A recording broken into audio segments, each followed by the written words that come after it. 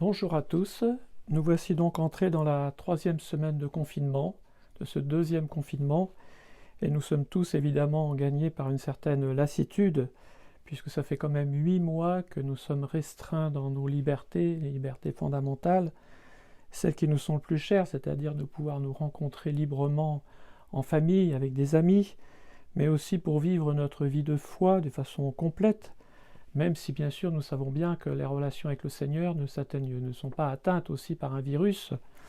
Nous pouvons difficilement aujourd'hui participer à la messe et nous savons bien aussi que beaucoup dans le monde aujourd'hui ne peuvent pas participer à la messe et n'en sont empêchés, mais bien sûr cela ne nous empêche pas de vivre quand même notre foi. En tout cas, c'est une invitation à tenir bon dans les efforts que nous pouvons faire pour respecter les mesures qui permettent de lutter contre l'épidémie. Et ça, nous le faisons avec tous, ne baissons pas les bras. Il est important, à mon avis, dans cette période, de voir aussi tout ce qui se fait de positif, car il y a beaucoup de choses qui se fait pour lutter contre la solitude, pour lutter contre la pauvreté. Je voudrais citer en particulier dans l'Église toutes les personnes, les aumôniers, les aumônières qui vont visiter les malades à l'hôpital et qui les accompagnent. Elles ont été empêchées pendant plusieurs mois au printemps, maintenant elles peuvent pénétrer, elles peuvent aider, elles soutiennent les malades dans ces moments si difficiles qu'ils ont à vivre.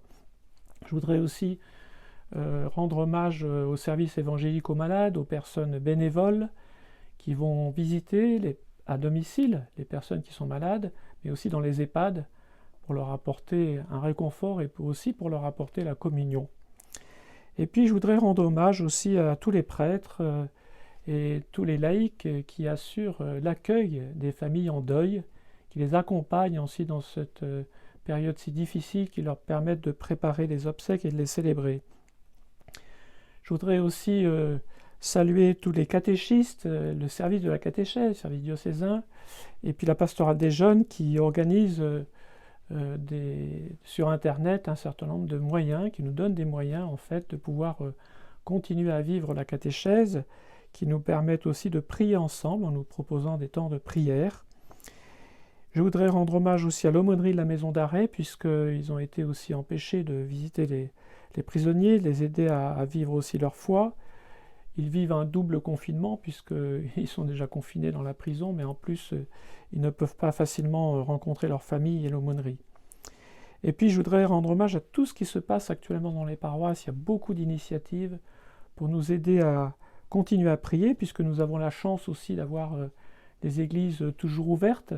Donc les prêtres qui viennent faire des permanences pour nous accueillir et pour nous donner le pardon du Seigneur, des temps d'adoration eucharistique qui nous permettent, même si nous ne pouvons pas forcément communier, au moins nous sommes davantage en communion avec le Christ qui est présent aussi à côté de nous. Et puis nous savons que même si les églises sont à plus d'1 kilomètre de chez nous, nous avons le droit d'y aller en remplissant l'attestation raison familiale impérieuse. C'est le gouvernement qui nous a précisé cela. Ce dimanche 15 novembre, c'est la journée mondiale des pauvres.